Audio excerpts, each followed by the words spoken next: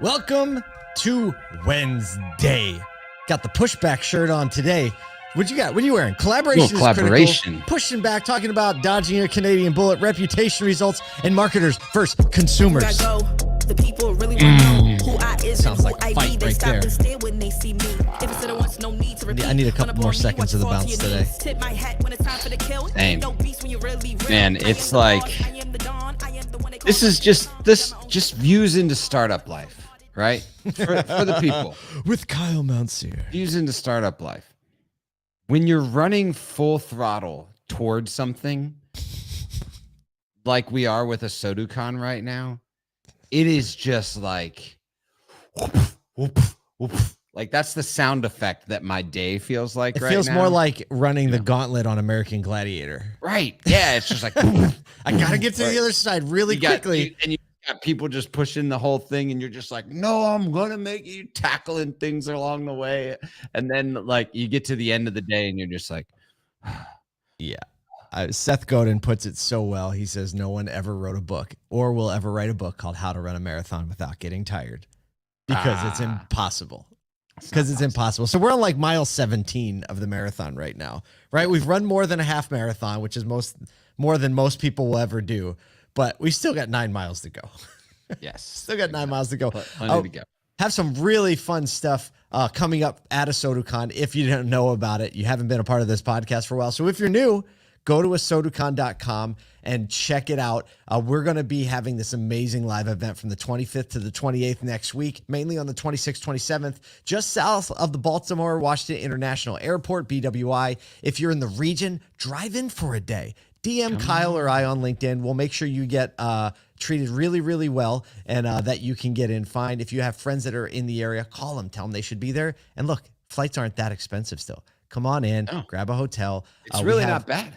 No, I actually really looked up flights for someone yesterday and I was like, it's like $300. Yeah, it's not really a super popular time of year to travel to Baltimore, Washington. That's like in a month from now when everyone wants to go in.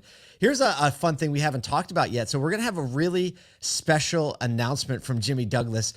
Some of you may recognize him from being in like the ASOTU community, but Jimmy was the director, get this, the director of sales and delivery operations for a little company you may have heard of called Tesla. So and we're talking, he was director of sales and delivery for new cars and the director of remarketing for used cars at the same time, right? He left Tesla 6 months ago and started building things.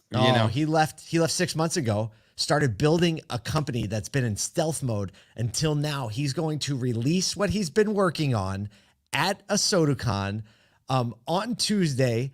And you need to be there to see it. So I'm sure there'll be press releases and stuff after that. But really cool that he wants to do this at ASOTU CON. He vibes with the collaborative mentality. So he's just one of the many people who's going to be speaking on panels, sharing insights. If you want the inside scoop in the industry and to be with some of the best, most savvy practitioners, you got to be with us. You got to be with us. Hands down. It's going to be amazing. Every single panel prep call that I'm on or talking to the people that are that are coming, it's just unbelievable. Hey, the other thing is every time we drop a little bit of drip of the swag that's available on the shop right now, it's like a dog pile on, I want some. And so we have it all at shop.asotu.com. Whether you're coming to the event or you're not coming to the event, whichever, you can get it there. You can get it shipped. We'll make sure it gets to you, fancy little packaged up, and you can wear the drip. That's so good. And we'll have some there at this. We'll have a bunch more at the event so you can buy and bring home to your coworkers and your family.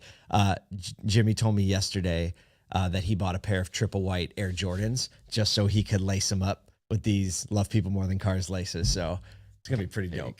Going to be pretty dope. All right. Speaking of not very dope. Speaking of not very dope. UAW update. All right, we have a couple of interesting ones today because we have a little back and forth. We got a little tennis match going on. First and foremost, though, Unifor, which is the Canadian version of the UAW, Unifor and Ford Motor Company reached a last-minute tentative labor agreement preventing a second union walkout in North America, and the first would have been first in Canada in 33 years. So the details of the agreement are undisclosed, but it focuses on pensions, wages, and job security. So Ford avoided the double strike right? They just got one to deal with. And they released a lengthy statement rebutting actually many of Shawn Fain, the UAW president's primary campaigning points. I was like, well, this is They were like, watch, we got our own fax checker. They're like, we got our own calculator. So Fain said that CEO pay was up 40%, right? And he said 40%. We want a 40% raise then. But Ford contends that actually when he did that calculation, he lumped all three of the big three together.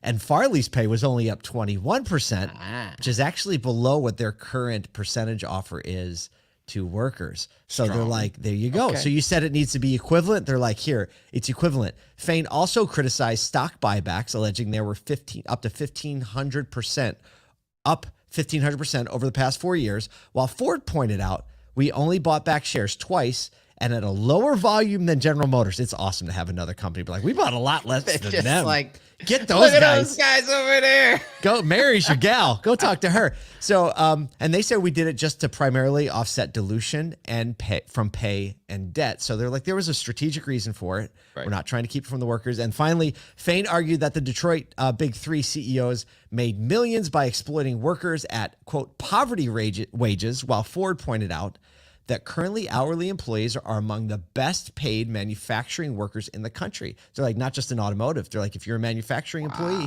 you're one of the best paid in the country with an average annualized comp of $112,000 a year, including wages and benefits. And their most recent offer would bring this up to $133,000 in total comp, wages and comp. So they're like, 1, 2, 3, can we settle this thing already? That's some good data. That's all I got to say. Like, I'm impressed. Like, they came swinging.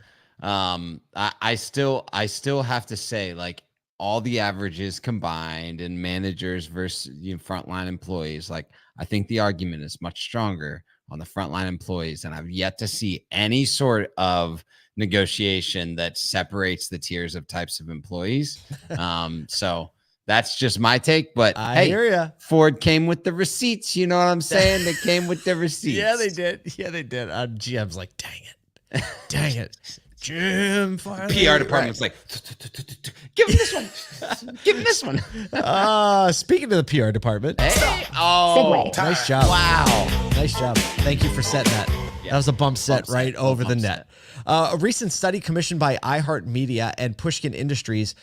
Pushkin was actually co-founded by the best-selling author Malcolm Gladwell. You've probably read some stuff that he's written. He's a brilliant thinker. It spotlights a significant discrepancy between consumer and marketer awareness and values.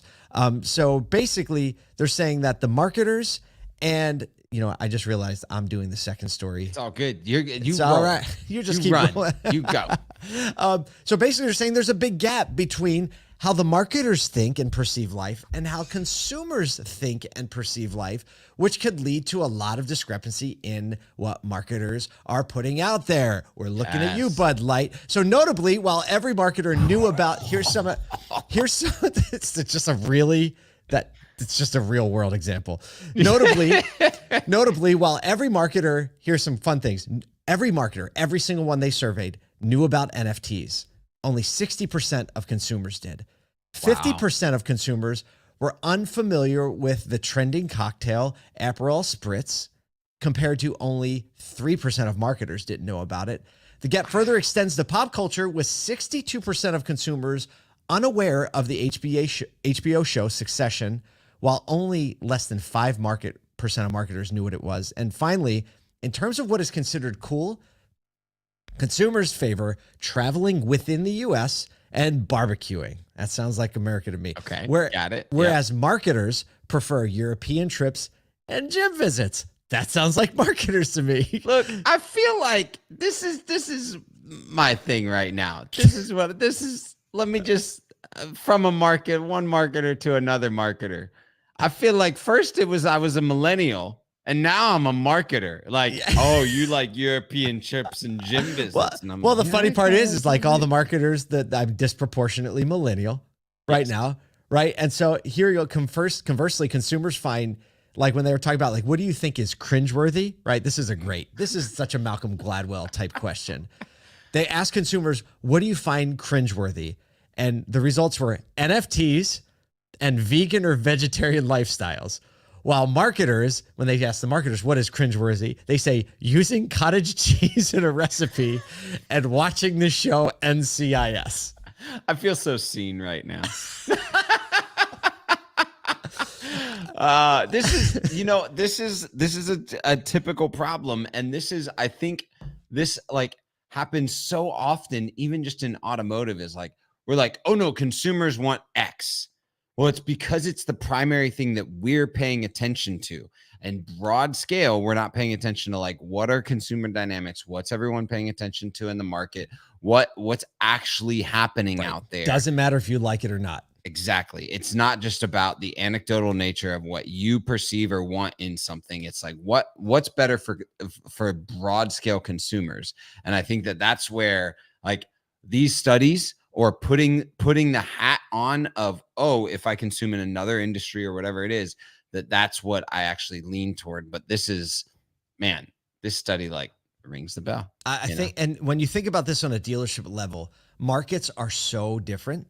Yeah. And especially in a world where there is a lot of, we have a very mobile leadership in automotive, right? Managers, GMs moving from state to state, region to region. It is so easy to transplant the mindset and the predispositions you have when you move from one place to another. Imagine moving from Wisconsin to Florida, right? Texas to New Jersey, right? Like these things are going to be totally paradigm shifted. And, Kyle, you and I say it all the time.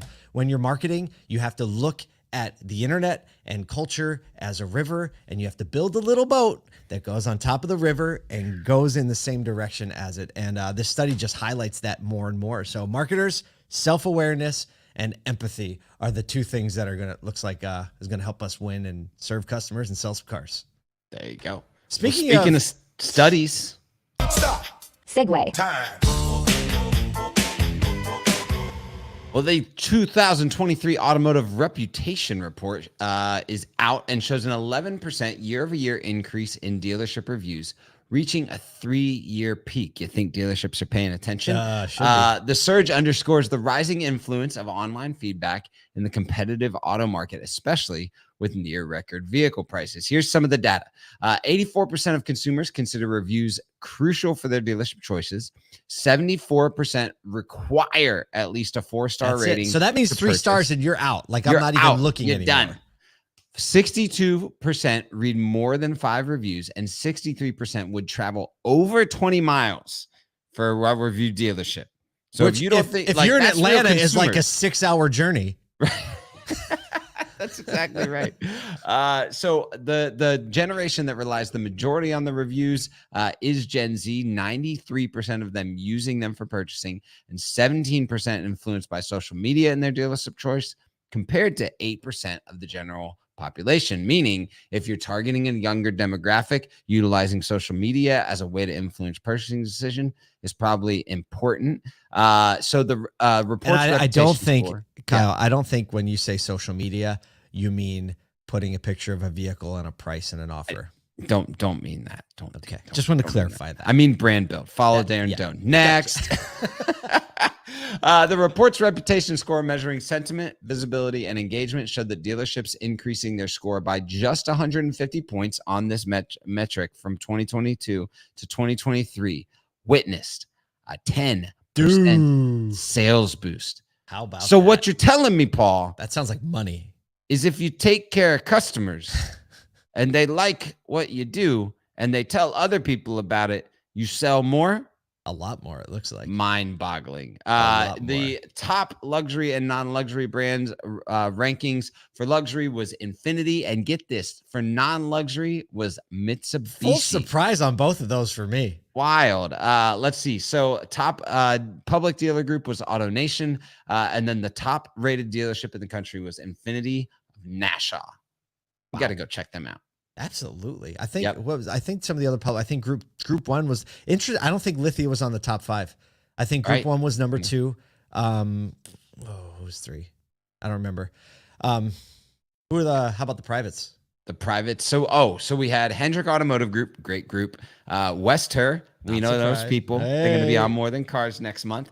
Ken Ganley Group, Holman Group, also another great group. We're going to have the Holman Group at ASOTU at ASOTU CON, and then Napleton were the top 5 there. So some great private groups, some great groups. And look, reputation means a ton when it comes to buying and selling and servicing cars, because customers care about it. Sounds like the reviews matter, the experience matters, the marketing matters, and the people matter. You're going to get all of those things at ASOTU CON next week. Hope you can join us. Go to ASOTUCON.com, get a ticket, or just DM us.